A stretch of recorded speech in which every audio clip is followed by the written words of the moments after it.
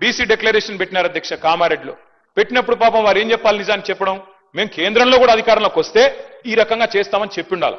కానీ ఆదరబాదరగా ఏం చెప్పినారు, 6 నెలల్లోనే 42% రిజర్వేషన్ ఇచ్చేస్తాం అని చెప్పారు అధ్యక్ష.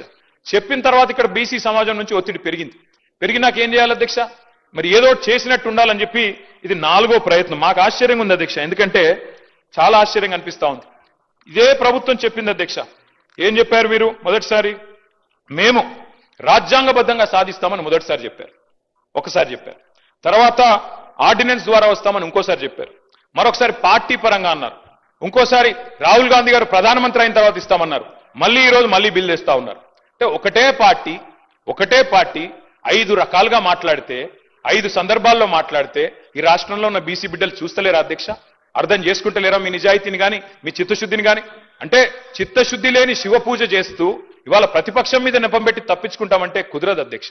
మేము ఇప్పటికి కూడా చిత్తశుద్ధితో చెప్తున్నాం, సిన్సియర్ గా చెప్తున్నాం, సంపూర్ణంగా స్వాగతిస్తాము. మీరే చెప్పారు, గౌరవ ముఖ్యమంత్రి గారు చెప్పారు అధ్యక్ష, ఇదే హౌస్ లో చెప్పారు మార్చిలో. ఏమన్నారు అధ్యక్ష?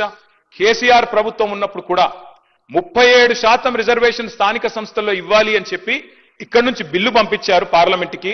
పార్లమెంటు నుంచి ప్రెసిడెంట్ ఆఫ్ ఇండియాకి పోయింది, ఇంకా ప్రెసిడెంట్ ఆఫ్ ఇండియా దగ్గర పెండింగ్ ఉంది.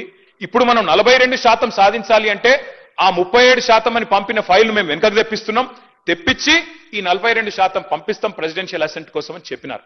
మరి నేను అడుగుతా ఉన్నా అధ్యక్ష, ఆ రోజు మేము చిత్తశుద్ధితో ప్రయత్నం చేయలేదా? మేము 37% బిల్లు పంపలేదా? ఆ రోజు మరి అంత ప్రయత్నం చేసిన మమ్మల్ని పట్టుకొని ఇవాళ నోటికొచ్చినట్టు మాట్లాడితే ఇది మంచిదా? దయచేసి ఆలోచించండి.